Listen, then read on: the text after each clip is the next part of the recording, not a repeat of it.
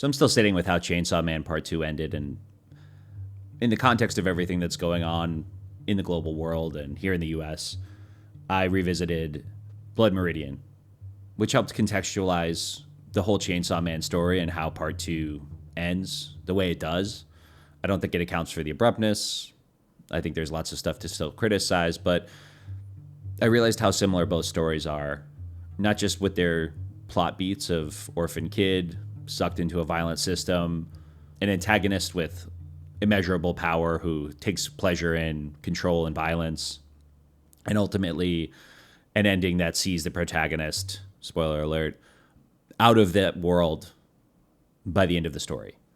In both cases, not by their own choice. Seeing all of that, it almost felt like it almost felt like somebody explaining my grief to me, which sounds really dramatic, but given the fact that Fujimoto is aware of so much Western media and references so much of it, my hunch is that he's aware of Cormac McCarthy's magnum opus, Blood Meridian.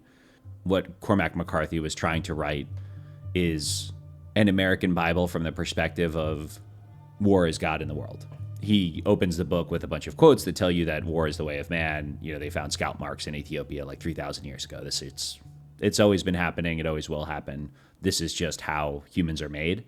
And in that same way, I think the overt, especially in Part 2, nature of the American military industrial complex that you see coming through the Asa Yoru character, specifically coming through Yoru. Also, we see Makima representing the kind of unchecked power that the U.S. government can't allow. We see the president saying she has to get taken out.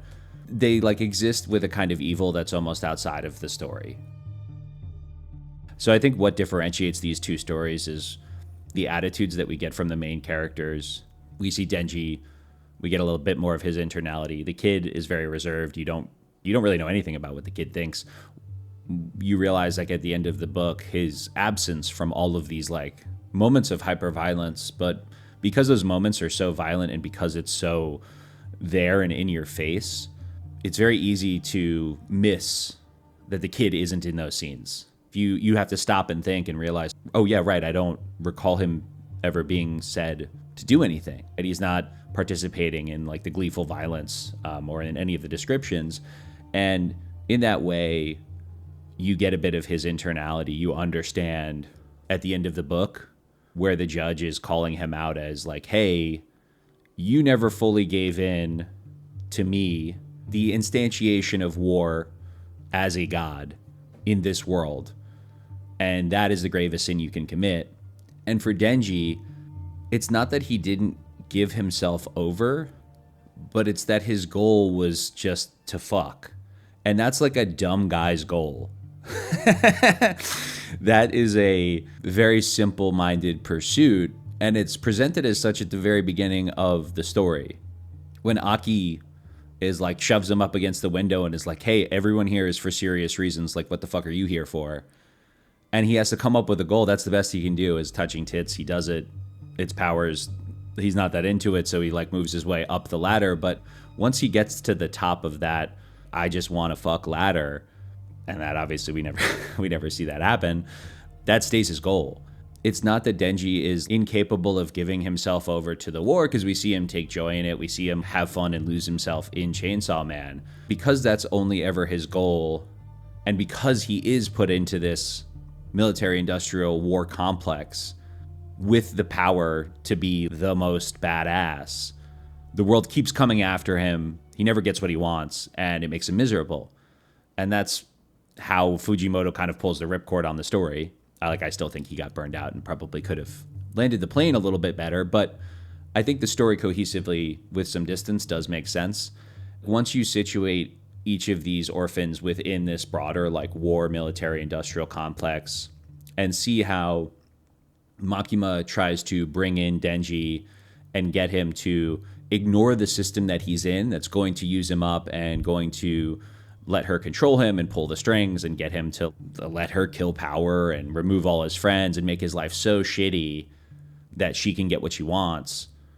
You compare that to what's happening with the kid, I think it's clear to see that both these stories are saying the same thing about the system.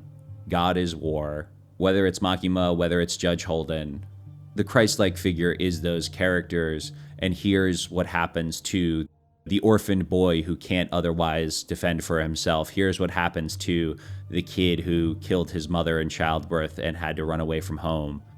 This is what that world looks like.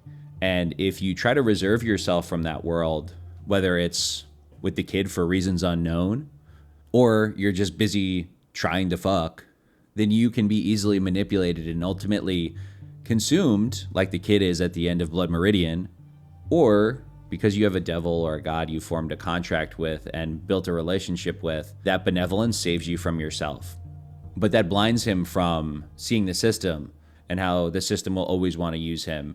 And in that same way, the kid who reserved himself from being all in on the Glanton gang and from being all in on Judge Holden's view of life, the kid never lives it. And like, that's the issue. You know, the priest saying, hey, I won't agree with you. And Holden's like, dude, you don't have to give me any agreement, bro. Your life, the life you live is your explicit agreement with my worldview. I don't need you to say shit. You live what I believe. So you can say whatever the hell you want. While Denji has the happy ending, they both are consumed by devils, archons, whatever you want to call Judge Holden and I think it's like the bug devil or whoever eats Denji. We don't ever really find out who it is. But they are both eaten by devils in the end. We just see the judge like singing, dancing, naked, playing the violin, saying he's never going to die. And then only because Pochita is there and is by his side and has this power does Denji get this happily ever after heaven-like ending where none of the bad shit happened. And so that's kind of the difference in the stories, is that the kid doesn't have anything or anyone, and we never get that internality of what he's holding on to or why he won't take part in what everyone else around him is doing and views as this joyfully violent shit they're all a part of, that we see them constantly doing. And not just them, right? We see the Comanches do it. We see everybody do it. That's how the world works. You're a victim or you're victimizing. And I think the split in both characters is both a function of like the nihilism that is inherent in telling the founding myth of America in the context of war on the Mexican-American border, and the difference between a shonen that is kind of riffing off of that. Revisiting Blood Meridian, it recontextualized all of Chainsaw Man and also that ending in a way that helped me understand a little bit more the best faith interpretation of what I think Fujimoto is doing, or the best way to appreciate what Fujimoto was going for, or one way that takes a little bit of the man fuck that ending out of it all for me.